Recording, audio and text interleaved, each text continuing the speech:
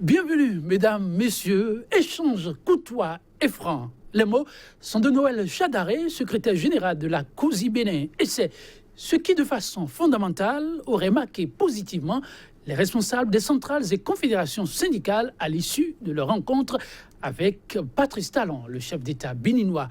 Une séance, certes, au goût d'inachevé, faute de congrès, pour reprendre l'expression des travailleurs eux-mêmes, mais ponctuée d'un langage de vérité. Patrice Talon se désole d'un phénomène, le phénomène d'intoxication et de désinformation qui gagne du terrain, d'un certain mélange de gens dans les missions et devoirs impartis à chacun, le manque de respect des institutions de la République, j'en passe.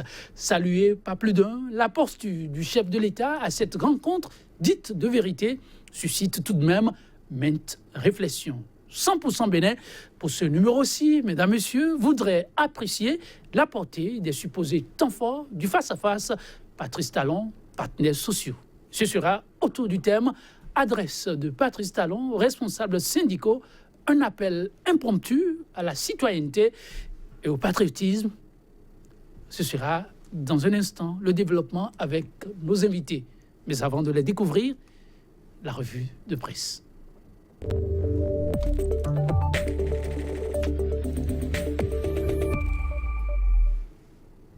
Rencontre du chef d'État béninois Patrice Talon avec les partenaires sociaux, rencontre également avec le clergé béninois. Et c'est entre autres titres que Kodjovi Ametonou aura sans nul doute à nous présenter ce jour-ci. Kodjovi Ametonou, dernier jour de la semaine, dernier instant de la revue des titres. Tout à fait, Joël Tondi. Quoi de croustillant? C'est bien cela, je crois que vous avez suffisamment résumé l'idée centrale qui a animé la plupart des confrères à travers donc leur manchette ce matin. Et à l'image de Actu Express de Médéric Gongo, vous avez effectivement les deux titres à la une. Et donc en manchette, il met relations gouvernement-syndicat, du dilatoire sur fond de méfiance vers un durcissement des grèves. C'est une interrogation. Et puis à la suite, polémique autour de l'appartenance religieuse du chef de l'État. C'est bien sûr à la sortie de la rencontre avec le clergé. Et bien qu'y croire entre Patrice Talon et Parfaite de Benamé, des déclarations contradictoires qui méritent éclaircissement quotidien. La dépêche, Conseil des ministres du 7 février, a fait BIDE, donc la Banque islamique de développement.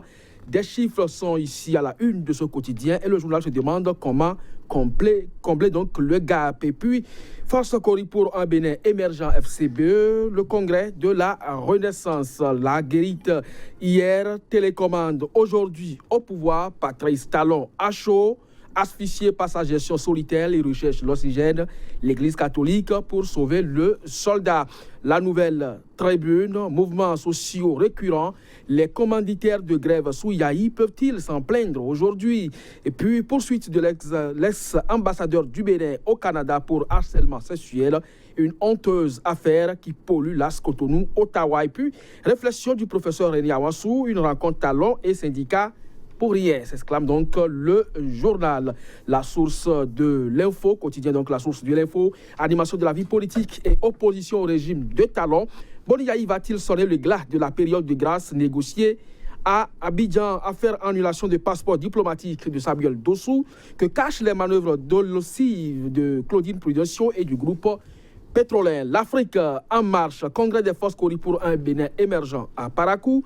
Pouvoir de la rupture, FCBE, même pipe, même tabac. Et puis rencontre syndicats, chefs de l'État, enseignants et agents de santé de Comé marche contre le gouvernement. Le confrère de la matinée, intoxication et désinformation sous l'ère de la rupture, Talon rattrapé par sa ruse.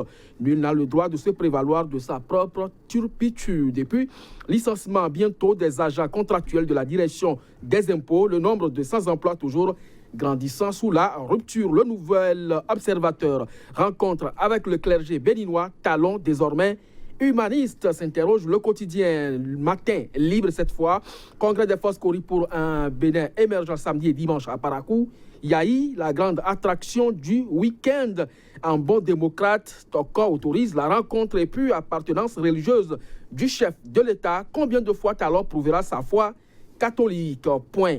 Média Joël Tondi. Pour terminer, rencontre Talon central syndical, les travailleurs échappent au piège de la manipulation et du lavage du cerveau. Talon a prêché dans le désert.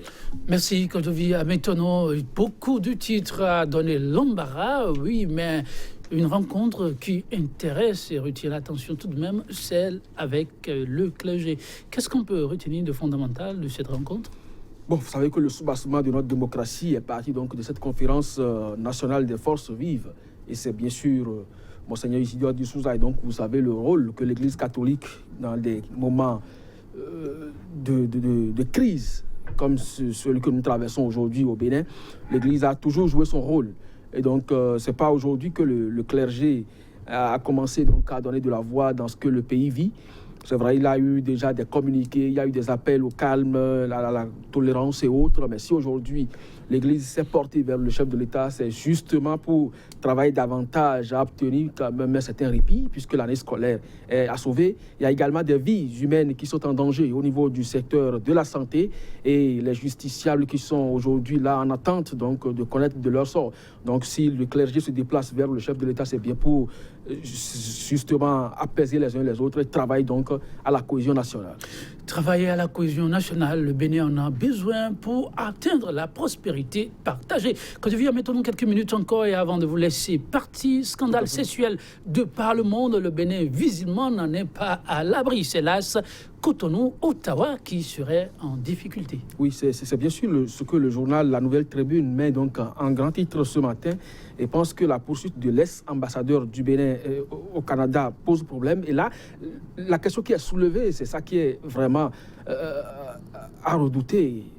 Un diplomate de carrière qui se comporte comme cela, et des quotidiens vont jusqu'à dire que c'est avec une mineure, mais même si ce n'est pas le cas, je ne crois pas que ce soit ce genre d'affaires qui puisse plomber davantage nos relations diplomatiques, encore que nous n'en avons pas de si beaux personnages qui passent, donc c'est quand même à regretter. Merci Kodovi Ametonou. Oui, le cesse en milieu diplomatique, ça ne s'amuse pas. Souhaitons que l'AS Cotonou-Ottawa revienne à la normalité. Mesdames, Messieurs, c'est tout pour cet instant revue des titres. On se retrouve lundi. Ce sera avec d'autres développements à la une des journaux. On se dit à très vite donc. Au revoir.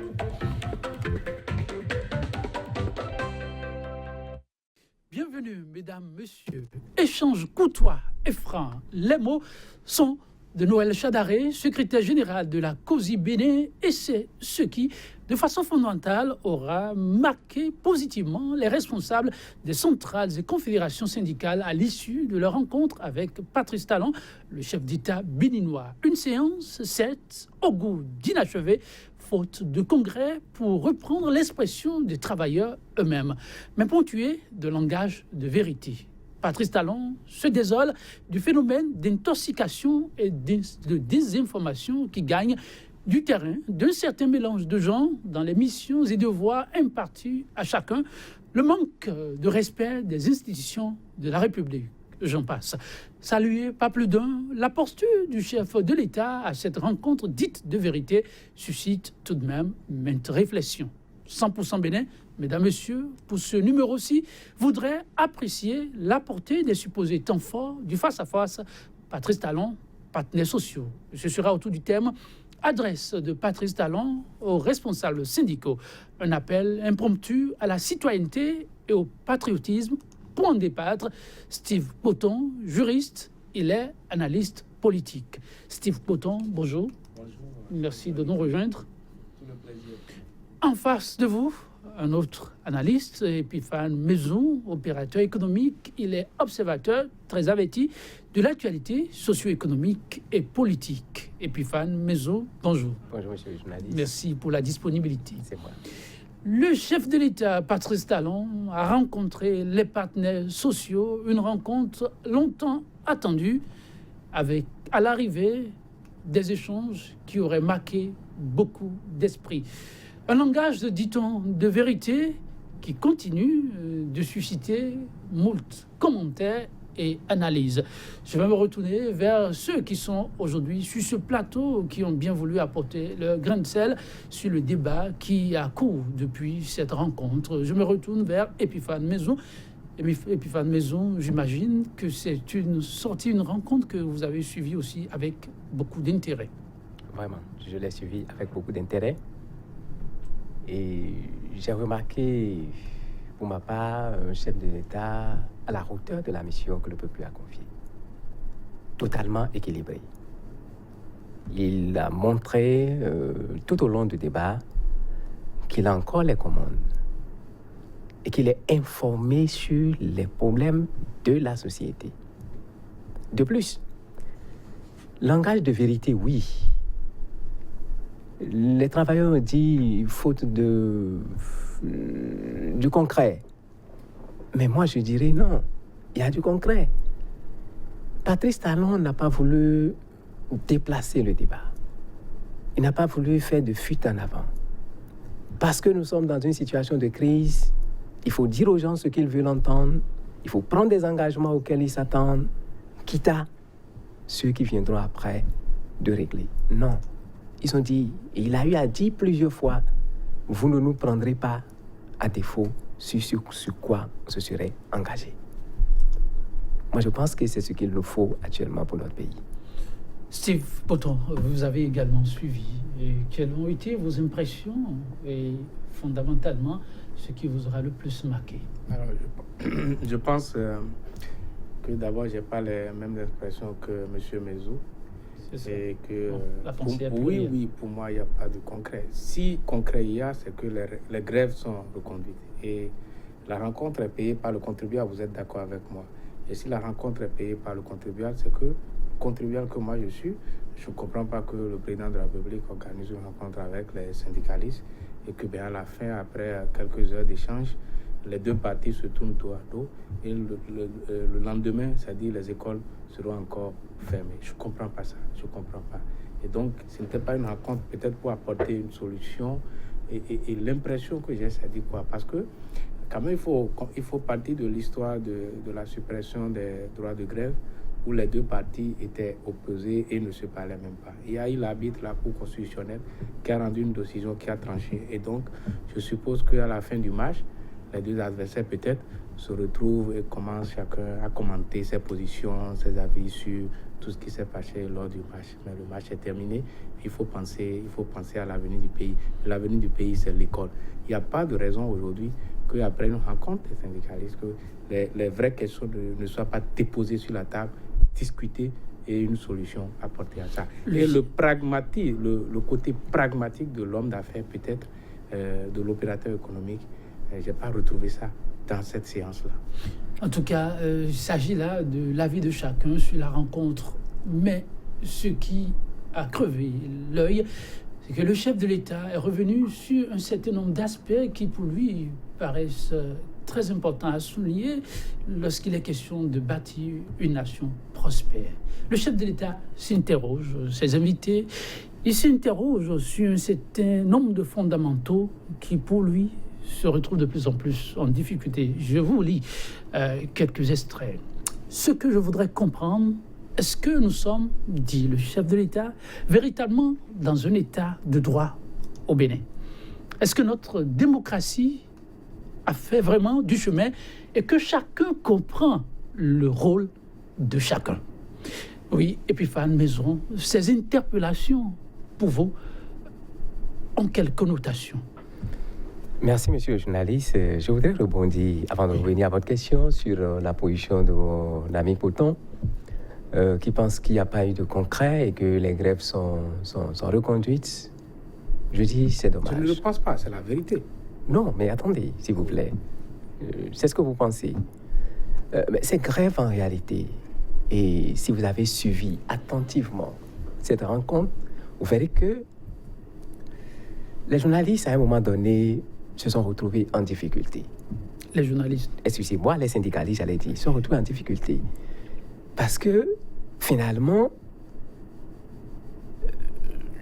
les raisons pour lesquelles ils étaient allés en grève, pour ce que nous savons, et vous l'avez évoqué, c'est le retrait de grève. Eux-mêmes, ils l'ont dit. Le retrait de droit de grève. Eux-mêmes, ils l'ont dit. La goutte d'eau qui a débordé le vase, c'est cela. Si nous étions dans un état de droit où chacun, je reviens aux questions que vous posez tout à l'heure, chacun respecte véritablement ses obligations. Parce que, vous savez, quand on dit état de droit, généralement au Bénin, c'est ce que nous comprenons, les droits. Mais les obligations, on en fait quoi? Un état de droit rime avec un état d'obligation. C'est ça en réalité. Lorsque le Parlement a voté une loi, on a vu tout ce qui s'est passé. Moi, je ne vais pas revenir là-dessus. On n'a pas attendu que la procédure aille au bout. On est parti en grève. Peut-être, dans une sagesse, la Cour a voulu apaiser les choses et dit, OK, vous avez droit, on ne doit pas vous retirer les droits de grève. En principe, spontanément, tout le monde reprend le travail. Normalement. Parce que tout repose d'abord là. Sans vouloir vous interrompre, juste un élément d'appoint. Et ces travailleurs, on les a entendus dire oui, ça a été, pour utiliser votre expression, la goutte d'eau qui a fait déborder le vase. Mais qu'ils rappellent que les mouvements de débrayage ont commencé bien avant la suppression du droit de grève. Il y avait un certain nombre de revendications corporatistes et qu'ils espèrent qu'à cette rencontre, le chef de l'État va apporter de plus-value et du concret à ces revendications. Mais ceux qui n'ont pas eu, et c'est en cela qu'ils ajoutaient ce qu'ils ont appelé goût d'inachevé. Oui. Vous savez, vous étiez en grève. Vous aviez des revendications. On en vient à vous retirer le droit de grève. On comprend qu'il y ait ébullition. Parce qu'on se dit, mais tiens, qu'adviendra-t-il de nos revendications? On n'a plus le droit maintenant de manifester. Ils ont boudé. La Cour leur a donné raison, qu'ils repartent d'abord au travail et reprennent les négociations dans les cadres formels. Quitte à revenir pour dire, mais écoutez, nous avions quand même des choses en suspens. Moi, je pense que les magistrats l'ont fait. Je pense que les magistrats l'ont fait parce que j'ai vu circuler que les magistrats... C'était ça. Ça devrait être cela. Et ce qui risque de se passer dans les jours à venir, il doit y avoir désolidation de la base. Parce qu'en réalité, c'est quoi? Nous étions partis parce qu'il y a un risque que nous n'aurions plus jamais la possibilité de revendiquer. Aujourd'hui, nous avons le droit de revendiquer. OK, laissons les gens travailler pour régler les problèmes. Alors, vous revenez sur les grosses interrogations du chef de l'État. Vous l'avez commencé, la question de la démocratie, mais aussi, il a ajouté, est-ce que vraiment chacun est dans son rôle? Non. Chacun, on fait ce qu'on veut. Et c'est ça. Je vous ai dit tout à l'heure, nous ne parlons que de nos droits. Personne n'évoque nos devoirs, les obligations, personne ne les évoque. Mais c'est ça la réalité chez nous. Et Steve Poton, le chef de l'État, par rapport à cette rencontre, on a profité pour faire une adresse à toute la nation. Ces interrogations ont été claires. Je disais tout à l'heure, il s'agit d'un pan. On va écouter d'autres extraits. Il dit, je vous le rappelle, ce que je voudrais comprendre, est-ce que nous sommes véritablement dans un état de droit au Bénin? Est-ce que notre démocratie, Steve Poton, a fait vraiment du chemin et que chacun comprend le rôle de chacun? Alors, je pense que cette problématique, c'est une problématique qui a été posée par le président de la République. Oui. Et cette problématique, elle est venue à point nommé. À point nommé. Parce que en tant que citoyen, d'abord, moi, je me posais cette question-là depuis un bon moment. Et moi, souvent, et je vais aller de façon graduelle par rapport aux syndicalistes. S'il y a une attitude qui m'indigne dans leur démarche, dans leur méthode, c'est l'envahissement de la bourse du travail par les forces politiques. Et ça, je le condamne avec la dernière vigueur. C'est-à-dire, la bourse du travail, c'est pour les centrales syndicales. La bourse du travail ne doit pas être un lieu de retraite politique pour des forces politiques. Ce qui n'empêcherait pas les syndicalistes de se retrouver dans des alliances politiques, dans des alliances de forces démocratiques. Ce qu'on a appelé dans notre pays, parce qu'il ne faut pas oublier aussi que nous avons une histoire, ce qu'on a appelé chez nous les forces vives. Est-ce que vous voyez? Mais la bourse du travail est un lieu sacré, c'est pour les travailleurs. Donc quand on se retrouve dans le concept de force vive, on peut se retrouver partout, mais sauf à la bourse du travail. La bourse, c'est exclusivement pour les travailleurs. Alors, l'autre chose que je voudrais dire aussi, la responsabilité en termes de grève au Bénin, ce n'est pas du côté des travailleurs. Et cette tendance à chercher à véhiculer dans l'opinion que les travailleurs ont dit le droit à la santé. Non.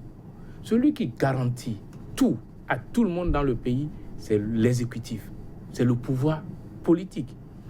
Parce que si vous prenez la loi de 2001 qui organise les droits de grève, mais l'abus du droit de grève, on peut se retrouver même sur le terrain d'une infraction à la loi pénale.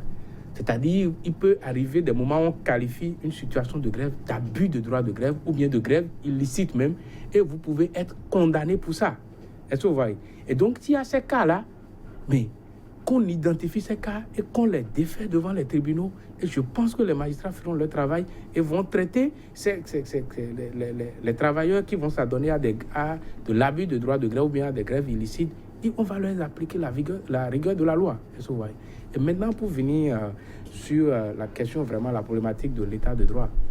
En effet, l'état de droit est menacé au Bénin et est doublement menacé depuis le 6 avril 2016. Pourquoi? Parce que, c'est-à-dire, si la loi fondamentale de notre pays, parce que l'état de droit, c'est quoi? C'est que ce soit les autorités politiques, le président de la République, les ministres, les députés, et que les citoyens, nous sommes tous soumis à la loi. C'est que tous les actes que nous posons doivent respecter les lois. Ça, tout le monde le sait, Steve Bouton. Est-ce que vous voyez? Oui. Mais ce n'est pas ce qu'on a constaté depuis le 6 avril 2016. Depuis le 6 avril. Je dis, bon, expliquez-vous. Ce n'est pas une invention. Ce n'est pas une invention du régime actuel. Je veux bien préciser. Ce n'est pas une invention du régime actuel. Non, mais vous avez dit depuis le 6 avril 2016, c'est que ça a doublement augmenté. Et ça a augmenté de façon la plus spectaculaire possible. Et je vais donner un exemple. Oui. Non. Si vous dites spectaculaire, je dis spectaculaire. Ne donnez pas un seul exemple. Si je vous vais dites donner plusieurs exemples. Il ne faut pas exagérer. Il y a une dizaine de décisions de la Cour constitutionnelle qui sont rendues, qui ne sont pas respectées par le pouvoir exécutif. Je ne veux pas dire le président de la République, par le pouvoir exécutif. Mais, vous savez, le président, c'est un homme intelligent. Lui-même, il a demandé l'avis de la Cour constitutionnelle pour acheter un bien de l'État, ce qui est prévu par la Constitution. Quand la Cour constitutionnelle a rendu la décision, il a exécuté. Il a acheté le bien. Mais la Cour constitutionnelle a rendu des décisions qui sont en faveur d'autres citoyens, mais qui n'ont pas été respectées par le gouvernement. Et c'est ça ce que je trouve spectaculaire. Je pense à des anciens membres de l'ACEP.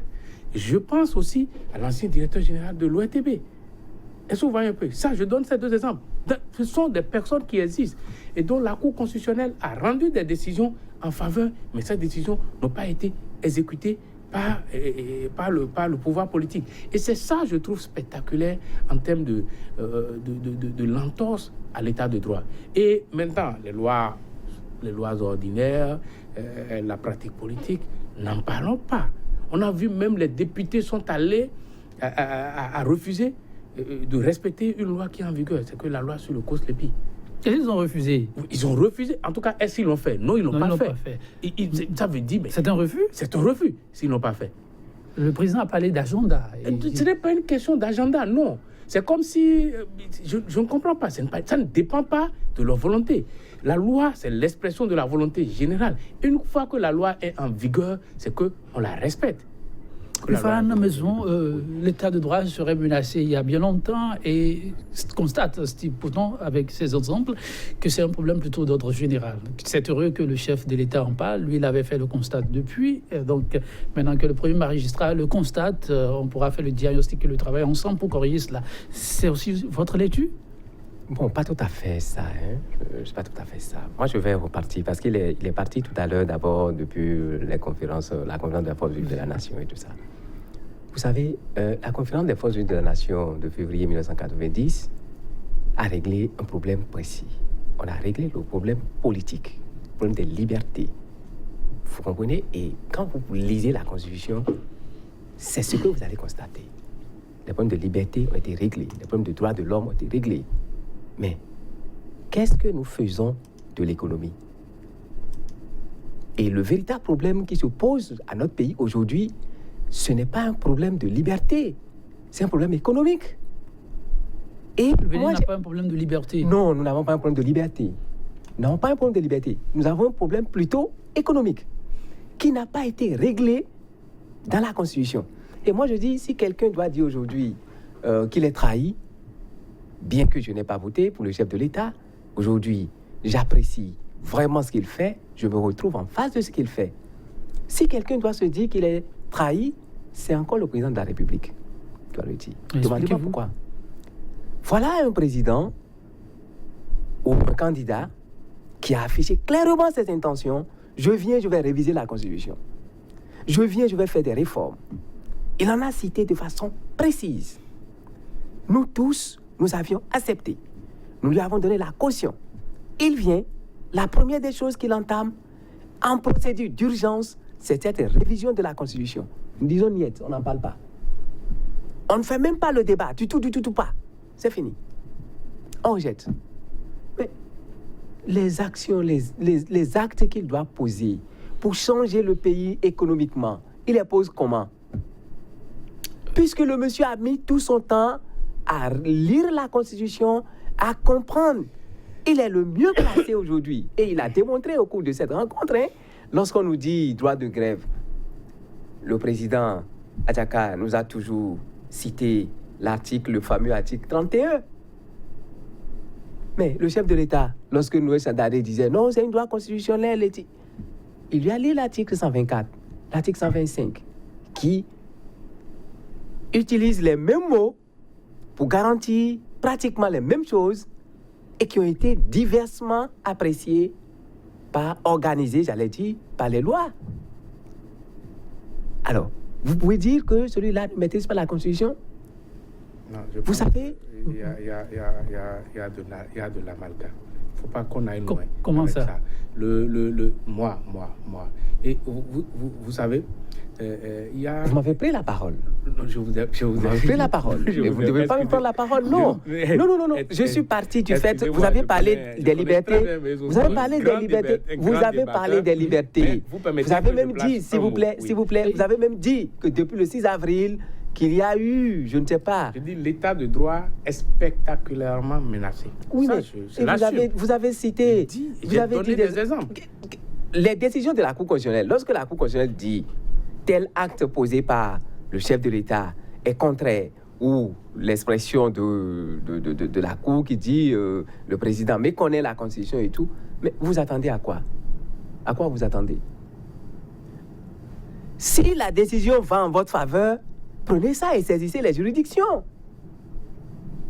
Mais c'est cela. Parce qu'on a dit le président a méconnu la Constitution, vous attendez à ce que l'exécutif qui pense que lui, il pense dans l'exercice de ses prérogatives que ce qu'il fait est normal, vous pensez qu'il revienne?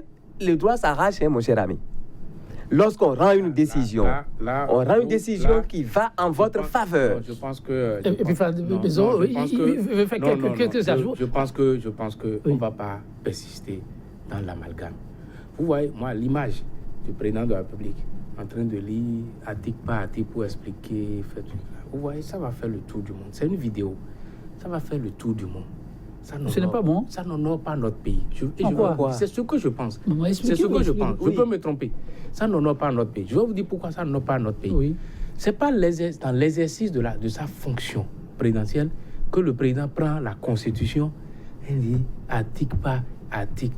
Je n'ai jamais vu ça dans le monde. Je n'ai jamais vu ça. Si quelqu'un a un exemple de ce fait, moi, qu'on me le montre. Un président de la République en train de débattre avec des responsables sociaux, prenant la Constitution, de discuter la Constitution sur les textes. Non, parce que ce n'est pas l'interprétation du président de la République qui compte. C'est comme ça. Nous avons un juge arbitre, la Cour constitutionnelle, qui dit ce qui est. Et quand la Cour constitutionnelle parle, le président doit se plier. Je suis désolé. Malheureusement, c'est ça. Et je vais aller loin. Vous imaginez que c'est selon l'interprétation de la Constitution de Boni Yahi, on allait organiser les élections présidentielles de 2016. Vous imaginez? Boni est en train de dire, voilà qui je pense qui peut être candidat au Bénin. Vous imaginez? Vous faites le feedback. Vous imaginez une seconde? Non. Soyons formalistes. Soyons républicains. Et d'ailleurs, le président de la République même parle du respect des institutions de la République. Oui. Le respect des institutions de la République, le respect de l'état de droit. Que chacun fasse son travail, ça concerne aussi le président de la République. ça concerne le pouvoir exécutif en général. Et si le pouvoir exécutif aussi ne respecte pas les décisions de la Cour constitutionnelle, c'est qu'il y a un problème de l'état de droit. Il y a un problème. Non, je dis. C'est ce qu'a dit Epiphane Maison. Oui. D'accord? Oui. C'est son opinion sur le sujet. Oui. D'accord. L'homme de droit pense que... L'homme de droit pense que dans un état de droit, l'exemple doit venir de la tête et non de la base. Je ne veux pas dire c'est l'élite politique. Le premier d'entre eux qui est le président de la République qui devrait donner l'exemple dans le respect qu'il a vis-à-vis des institutions. Dans le respect, parce que si vous avez à la tête de l'État des responsables qui respectent les lois, vous verrez comment les citoyens ordinaires seront au pas. Parce que l'autre aspect aussi qu'on n'a pas dit tout à l'heure par rapport aux grèves, et je parlais de la responsabilité des responsables politiques dans les grèves, c'est que quand vous prenez le secteur de la justice, qu'est-ce qui a fait que les gens sont allés en grève? Les gens sont allés en grève parce qu'il y a un texte qui organise, par exemple, le statut, je pense, des greffiers, qui dit, pour nommer telle personne greffier, il faut qu'il y ait tel nombre d'ancienneté. Greffier en chef, il faut qu'il y ait tel nombre d'ancienneté. On a procédé à des nominations qui n'ont pas respecté ces tests. Les gens ont donné moratoire 1 mois, 2 mois, je pense. On n'a jamais réagi à ça. Après, on dit on va leur supprimer le droit de grève. Alors, je pense que si la Constitution permet d'élire un président de la République, pourquoi la Constitution ne peut pas permettre à ce président de la République de gouverner? Si ce n'est pas le chemin de cette Constitution que le président de la République est allé au pouvoir. Et permettez-moi d'aller loin. Et dire que nous avons un problème économique, non. Je ne pense pas que nous avons un problème économique dans le pays. Nous avons un problème de gouvernance dans le pays. C'est-à-dire, et d'ailleurs, la lettre de la Banque islamique de développement qui circule sur les réseaux sociaux est très, très édifiante en la matière, où les gens nous parlent de priorité pour votre État. C'est le mot qui est utilisé. Moi, en tant que jeune cadre, jeune intellectuel, je suis choqué que nous, c'est que nous donnons l'impression de ce que nous-mêmes, nous ne maîtrisons pas nos priorités. Ça, à la limite, même, je pense quand même que nous devons savoir vraiment ce qui peut amener la BID à aller jusqu'à ce niveau avec nous. Vous permettez, avant qu'on évolue, oui. Je voudrais qu'on évolue. Maison, oui. Vous avez, j'ai senti aussi que vous avez quelques aspects à relever avant qu'on évolue un peu dans la chute du... Vous avez la parole. Merci beaucoup. Vous savez, mon cher ami a parlé de l'amalgame, mais je ne sais pas finalement qui fait l'amalgame. Vous avez dit qu'on n'a jamais vu ça dans un pays, le chef de l'État, ce n'est pas son rôle. Mais dites-moi, le président de la République ne s'est pas incliné devant la décision de la Cour constitutionnelle. Mais il explique aux partenaires sociaux qui estiment que ce qu'il a fait, c'est un crime. Il leur a dit non, il y a débat. Si nous avions pensé qu'il faut faire ça, c'est à cause de ceci, de cela. Mais les gens ont compris. Ceux à qui il s'est adressé ont compris. Et vous dites l'image va faire le tour du monde. Que ça fasse le tour de la planète. Les gens comprendront que lorsque vous avez des cadres, vous avez des ministres qui sont venus pour discuter avec vous et que vous refusez, vous voulez forcément rencontrer le chef de l'État et qu'on en arrive à ce niveau-là, mais soufflez que le monsieur utilise cette occasion pour s'expliquer. Et je pense que cette explication, ça a été bel et bien compris. Par qui? Pas les citoyens ou bien pas les syndicalistes? Mais il est en face de lui, les syndicalistes. Il est en face de lui, les syndicalistes. Quand même, quand le président de la République parle, il parle à tous les Béninois. Je suis d'accord. Même s'il nomme quelqu'un. Je suis d'accord. Je suis d'accord, mais il a parlé aux syndicalistes qui ont compris. Reprenez vos micros, allez-y les voir, dites-leur, est-ce que vous n'avez pas compris ce que le chef de l'État a dit? La preuve, ils ont dit, c'est une rencontre de vérité. Qu'est-ce que vous voulez encore? En effet. Ce vous que savez, je suis en train de comprendre, c'est que si je vous comprends bien, c'est quoi? C'est que le président de la République est là, la Constitution est là, il met la Constitution de côté et dit voilà ce que moi je pense qui est bon pour le pays et je vais le faire. Je ne sais pas si c'est ce que mais non, même s'il le fait, lui-même il a dit combien de fois la Cour ne nous a pas recadrés. Il a dit, s'il pense que c'est cela et que lui, son interprétation de la Constitution à son niveau, il pense que l'acte qu'il veut poser est conforme à la Constitution selon son interprétation, selon ce que les notes que ses conseillers lui ont données et qu'il pose. Il y a l'institution qui est chargée de réguler, qui recadre. Et il s'incline. Il a dit, il s'incline. Quelle est la décision de la Cour constitutionnelle que le président n'a pas respectée? Lorsque la Cour dit... Vous aviez cité des... Non, mais c'est des décisions qui ont trait à des individus. C'est à ceux-là de se saisir de cette décision-là et de faire les actions. Puisque la Cour constitutionnelle, lui, il dit le droit. Mais ce n'est pas lui, la Cour constitutionnelle, qui dira faites de telle manière, faites de telle manière. Non, il y a d'autres structures, il y a d'autres institutions de la République qui sont chargées de le faire. Si on vous limoge quelque part et vous saisissez la Cour estime qu'on ne doit pas vous limoger, vous attendez à quoi? Vous attendez que le président de la République ou le ministre se saisisse de ça et venir sans que vous-même vous posez... Mais lorsque vous allez à la justice, on rend une décision en votre faveur. C'est vous qui saisissez un huissier instrumentaire pour faire exécuter la décision. L'État garantit, d'accord, mais vous qui bénéficiez de cette décision-là, vous devez faire les démarches. Le droit s'arrache. Le droit s'arrache. En tout cas, on va évoluer. Je ne sais pas si tu vas... Et donc, je vais placer un. Et donc, si la Cour déclare la nomination, la Cour déclare contraire à la Constitution et traite un organe, ce qu'on appelle autorité administrative indépendante, que la Cour traite d'illégal.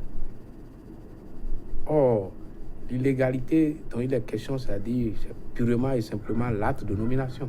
Le président maintient cette institution-là en l'état. Vous avez un cas? La CEP. Oui. La CEP. Je donne l'exemple là. Et donc, quoi? Il faut que nous, les citoyens, nous rassemblions, que nous allons chercher la décision pour dire notre président de la République, élu par sur la base de notre Constitution, a violé notre Constitution et nous voulons le contraindre à réaliser la Constitution. Non. Moi, vous savez, je n'en ai jamais parlé parce que si j'en parle, c'est parce que le président de la République a dit qu'il y a un problème de l'état de droit au Bénin. Je peux comprendre les contingences, les réalités du pouvoir. Je peux comprendre ça. Et le président même, d'ailleurs, il en a évoqué dans ses propos. Il a dit, mais si je nomme quelqu'un qui n'est pas compétent, qui est lettré, DG, quelque chose, mais qui est un partenaire pour ça, on appelle les réalités du pouvoir et les contingences peut-être de l'exercice du pouvoir politique. Je peux comprendre ça. Mais si le président de la République parle et évoque l'état de droit, ça veut dire peut-être que lui-même, il est prêt désormais à... Parce que l'état de droit, c'est que nous sommes tous soumis à la loi. Et il n'y a pas quelqu'un qui est au-dessus, en termes de loi, au-dessus de la loi. Tous égaux devant la loi et que tous doivent respecter la loi. Chers invités, permettez, on va évoluer un peu par rapport aux données. L'état de droit s'impose à tous et tous appelés à pouvoir le respecter. En tout cas, la préoccupation tient beaucoup à cœur au chef de l'État. Il a signifié, mais plus loin, des gens, dit-il, sont payés pour inventer, désinformer, intoxiquer et jeter dans l'opinion des fausses histoires, rien que pour décrédibiliser le régime. Épiphane Maison, le Bénin en serait à ce point actuellement, se désole le chef de l'État. Oui, malheureusement, c'est le constat. Et nous, Béninois, je ne sais pas, nous ne faisons que ce qui nous intéresse, c'est-à-dire ce qui a trait directement à nos intérêts. Et nous avons pris l'habitude de tout dénaturer, de tout déformer. Nous disons tous au Bénin, et on le dit fièrement, le Bénin est un quartier latin de l'Afrique. C'est ce que nous disons, non? Mais est-ce que c'est cela? L'auteur de cette citation-là, de cette déclaration, c'est pas ça ce qu'il a dit. Il a dit beaucoup d'autres choses. Bon, il a complété. Il a complété, oui. Et on aurait pu prendre l'ensemble et ça nous aurait servi. Le fait de dire que nous sommes quartier... Oui. Voilà. On aurait pu prendre l'ensemble de ce qu'il a dit, voir dans son contexte, et ça nous aurait servi. Mais le fait que nous disons que le Bénin est un quartier latin de l'Afrique et on s'en arrête là, vous pensez que ça nous sert? Du tout pas. Parce qu'on se plaît à des moments donnés dans l'à peu près, dans la médiocrité. Croyant que nous sommes quartier latin et que, bon, c'est une parole d'évangile et puis c'est fini. L'autre chose sur laquelle je voudrais parler pour vous montrer que la désinformation est a atteint un niveau où il faut vraiment réfléchir. Il faut réfléchir au phénomène. Il faut réfléchir au phénomène. Vous savez, juste après le rejet du projet de révision de la Constitution, moi j'ai suivi le garde des Sceaux au perron de l'Assemblée nationale qui donnait l'interview, qui disait si désormais dans ce pays, je cite à quelques différentes près, si désormais dans ce pays, la politique se fait avec lucidité, nous la ferons avec lucidité. Si la politique se fait avec ruse, nous la ferons avec ruse. Et si la politique se fait avec la rage, nous la ferons avec la rage. C'est ce qu'il a dit. Mais aucun journaliste, personne n'a développé ce qu'il a dit. Politique de ruse et de rage. Ça, c'est une désinformation. Non, ce n'est pas de la désinformation. C'est de la désinformation. C'est de l'interprétation. Non. Ce n'est pas vous de. Ne voulez pas être lorsqu'on interprété, veut. ne parlez pas en Non. public. Lorsqu'on veut Monsieur interpréter, Maison. on rapporte, Maison. s'il vous plaît. Non. S'il vous plaît, j'ai la parole. Oui. Lorsque vous voulez interpréter.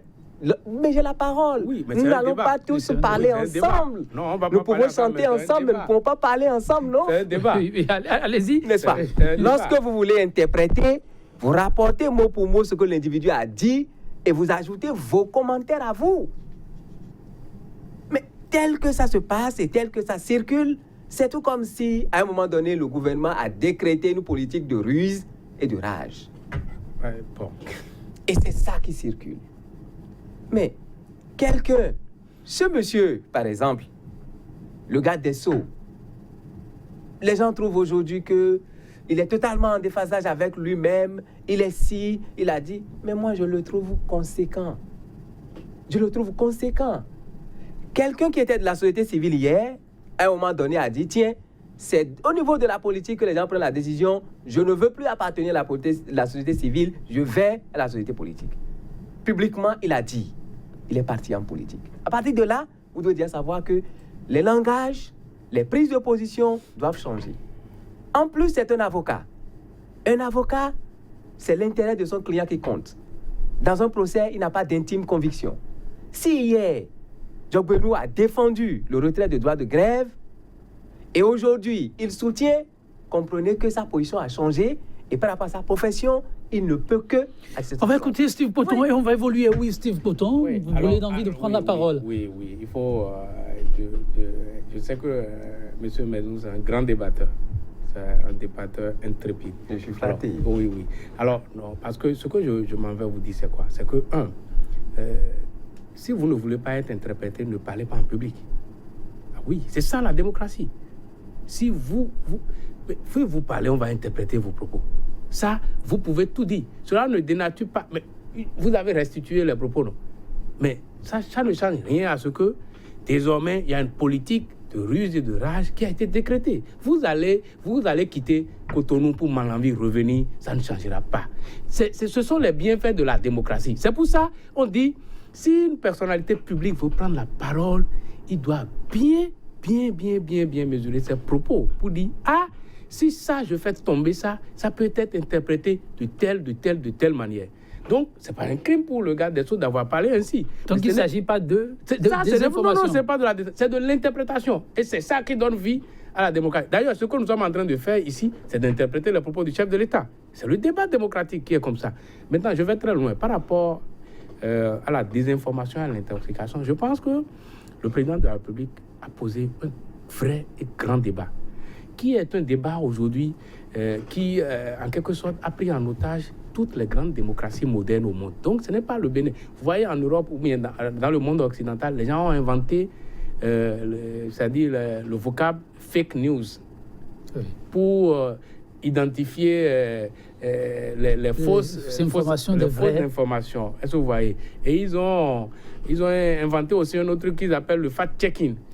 Dès que vous parlez, on va aller vérifier si ce que vous avez dit, c'est vrai. Je pense que petit à petit, ça va venir chez nous, ça va venir dans nos mœurs. Mais ce qui a lieu de préciser en ce qui nous concerne, c'est quoi? C'est qu'aujourd'hui, nous sommes au XXIe siècle. Les moyens de la communication, les canaux par lesquels on peut discuter, on peut interagir avec les citoyens ont évolué. Il y a ce qu'on peut appeler désormais l'e-citoyenneté. Il y a ce qu'on peut appeler désormrais l'e-démocratie. Et il y a même des États qui sont en train d'institutionnaliser ça. Il y en a d'autres qui ont commencé par institutionnaliser depuis fort moment où, par l'Internet, même vous pouvez voter. Et nous avons commencé au Bénin où vous pouvez aller sur un site Internet pour aller consulter si vous êtes présent ou pas sur la liste électorale permanente informatisée. Est-ce que vous voyez? Donc, nous-mêmes, nous suivons la cadence. Et pourquoi donner la possibilité à un citoyen d'aller consulter sa présence sur une liste électorale sur l'Internet et ne pas comprendre que le citoyen utilise l'Internet ou bien le numérique, ces nouveaux médias, pour en quelque sorte participer au débat démocratique. C'est ça qui est lié avec la désinformation. Maintenant, pourquoi ça crée? Je vais en venir, laissez-moi finir. Pourquoi la désinformation et l'intoxication? Parce que la transparence est devenue une composante essentielle de la gouvernance démocratique aujourd'hui dans le monde. Or, nous ne sommes pas encore rentrés dans la transparence. Je veux donner un exemple. Il n'y a pas de transparence. Je veux donner un exemple très simple. Depuis, ça circule sur les réseaux sociaux, tel ministre gagne. Depuis environ 1 an, ça circule sur les réseaux sociaux. C'est parti d'abord avec 2 ministres. Tel ministre gagne tel montant, tel ministre gagne tel montant.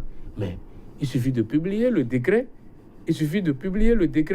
Qui porte le décret des salaires des ministres. Et c'est fini. C'est ce qui se passe dans tous les pays du monde. Le salaire que gagnent les ministres ne peut plus être maintenant des devinettes.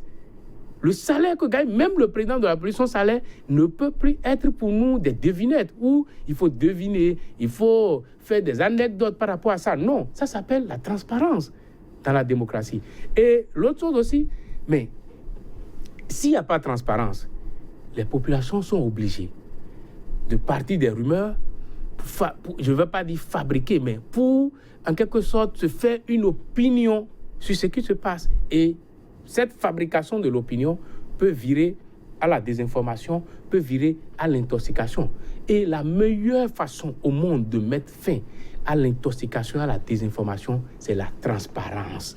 Donc, point 13, on va chercher, nous sommes au Bénin. Nous avons un président de la République qu'il faut avouer, un homme très discret. Moi, la première fois que j'ai vu son nom, c'était dans le livre de l'un de vos confrères, Edouard Loko, sur l'intrus qui connaissait la maison. La première fois que j'ai vu son nom, c'était en 2007-2008. Et donc, c'est quelqu'un de très discret, très réservé, très politique selon les dits, mais qui s'est retrouvé, par la force du destin, projeté devant les lumières, sous les projecteurs. Et donc, peut-être, ça peut aussi, à un moment donné où rien ne peut plus être caché, et ça peut lui poser de problèmes. Oui, la question de la transparence pour vaincre de la désinformation et de l'intoxication. Nous sommes, dit votre vis-à-vis, à l'ère du e-communication et autres. Oui, il trouve qu'au Bénin, il n'y a pas la transparence. Vous savez, nous sommes un peuple à plus de 80% analphabètes. Et lorsque vous nous comparez à des peuples lettrés, attendez, 80% analphabètes, il faut citer un rapport qui le dit. Si vous le dites, il faut citer un rapport qui le dit. Sinon, c'est ce que nous convenons de manière collective. Ce n'est plus ça. D'accord. Essentiellement analphabètes. Je laisse les chiffres. Nous sommes un peuple essentiellement analphabète. Lorsque nous, élites, nous lettrés, nous fabriquons des informations, nous imaginons des possibilités, nous imaginons des scénarios, nous interprétons les choses à l'envers. Au lieu d'ajouter « ça, c'est moi qui l'ai dit ». Moi, je veux et je souhaite que le code numérique s'applique. Parce que cette histoire s'intensifie surtout avec les réseaux sociaux. Que chacun soit responsable de ce qu'il publie. Oui, ça je suis d'accord avec vous. Vous savez, c'est arrivé à un niveau où, même au Parlement, les gens surfent sur les rumeurs. J'ai vu question orale ou bien question écrite au gouvernement d'un député pour qui j'ai voté et qui dit il paraît que les ministres gagnent 8 millions aujourd'hui. Il paraît que... Ça, c'est vrai. Mais la proposition de votre vis-à-vis pourrait Vous aussi avez impacter, vu non? le décret, vous avez vu, ils ont publié le décret fixant les rémunérations des DC et consorts, non? Et vous avez vu qu'il ne peut plus y avoir de désinformation et d'intoxication à ce niveau. Voilà. Parce que c'est transparent. S'ils n'ont pas choisi de le mettre sur Internet, ça c'est un autre problème. Mais les décrets, vous savez que les décrets se publient. S'il y a un décret qui réglemente la rémunération des ministres et consorts, ça doit figurer forcément dans le journal officiel. Non seulement ça, mais ça doit être publié peut-être sur le site du gouvernement. Or, ce décret, en tout cas, alors moi je vous parle avant de venir ici, j'ai consulté, je ne pense pas que c'est en ligne. Moi je n'ai pas cherché et je n'en fais même pas un débat. Il y a d'autres décrets qui sont en ligne. Non, vous savez, moi je suis un opérateur économique et je m'en fous du salaire que gagne quelqu'un. Mais c'est vous, ça. Moi je sais que... Non, c'est ça, je vous explique. Je sais que les militaires disent, lorsque vous confiez une mission à quelqu'un, vous lui donnez les moyens qu'il faut. Moi, mon problème, ce n'est pas, je ne veux pas faire un débat de salaire. Vous avez suivi les travailleurs qui viennent d'allonger leur liste. Ça n'y figurait pas que le SMIC passe désormais de 40 à 80 000 francs parce que eux, se disant que, eh bien, Dame Rumeur a raison de dire ce qu'elle est en train de dire. Donc, pour cette frange de la population qui n'est quand même pas à négliger, est-ce que l'autorité ne gagnerait-elle pas vraiment à publier plutôt la liste pour taire vraiment la polémique? Soit, ils le feront, et le président l'a dit. Il dit, nous ne passerons pas notre temps à faire des démentis. Mais je pense pour ce qui est officiel, pour ce qui est légal, ils doivent le faire. Peut-être que nous n'avons pas pu suffisamment chercher. Moi, je ne me suis pas intéressé à cette histoire-là. Moi, je m'intéresse aux questions beaucoup plus économiques. Lorsque, par exemple, la loi de finances 2018 exonère l'importation des camions et que nos compatriotes trouvent qu'on ne devrait pas le faire, ça, c'est des sujets qui moi. C'est exactement ça. Et il y en a qui se sont interrogés parce que j'ai fait aussi le débat. J'ai trouvé ça un peu curieux parce que d'office, un bon citoyen pourrait se dire que c'est le parc automobile qui se verra gagner à nouveau. Et on sait par ici que nous avons de ces camions dont l'État, franchement, laisse à désirer. Mais le concitoyen est allé plutôt loin pour dire mais ces camions coûtent les yeux de la tête et qu'il s'agit du chef qui serait en train de travailler pour toi à se payer des camions qui t'a dépossédé ceux qui sont dans le secteur, en appauvrit d'autres et d'autres spéculations. Et là-dessus encore, c'est comme si on publiait les données, on pouvait savoir un peu plus ce qui se jouait. C'est un peu ce à quoi on a eu droit aussi. Ceux qui pensent comme ça, eux, ils pensent qu'un jour, ils ne pourront pas avoir de l'argent pour s'acheter un camion neuf. C'est aussi la problématique. Voilà, une nation, comme vous le dites, où Dame Rumeur a vraiment droit de citer. Il va falloir travailler pour. Il va falloir vraiment travailler pour. C'est bien dommage. C'est bien dommage. Dommage aussi que chez les invités, le temps est complètement parti. Mais sur l'essentiel, Epiphane et Bezoum, qu'est-ce que vous auriez souhaité que vos concitoyens, ceux-là qui vous suivent actuellement, retiennent de fondamental autour de cette problématique? L'adresse du chef de l'État aux responsables confédéraux, mais en même temps au peuple béninois. Oui, moi j'aurais simplement souhaité que nous allions travailler. Véritablement travailler. Merci beaucoup. Oui, Steven. Alors, je pense que dans son adresse, le chef de l'État a évoqué deux problématiques qui constituent aujourd'hui, en quelque sorte, l'avenir de notre démocratie, c'est-à-dire l'état de droit et surtout l'information. L'état de droit, seul le pouvoir politique, en tout cas l'élite politique, a en main l'état de droit. Ce que serait l'état de droit dans notre pays dépend de l'élite politique. Et par rapport à cette affaire de désinformation et de l'intoxication, je pense que la meilleure façon de faire court, c'est la transparence. Nous sommes au 21e siècle, il faut gouverner une démocratie moderne comme si nous sommes au 21e siècle. Merci Steve Coton, merci à vous Epiphane, mesdames, messieurs, merci également pour l'attention 100% Bénin. Pour le numéro du jour, ce sera tout. Pierre-Claude Victor Boist pour vous dire à très bientôt. L'opinion publique, dit-il, est comme un ballon. On peut le remplir, mais on ne peut le diriger à son gré. Savoir mettre les cordons en suivant la direction générale du vent, eh bien, le résultat est impressionnant pour tous. Merci pour votre aimable attention. On se retrouve très bientôt pour notre plateau avec la même disponibilité. À très vite.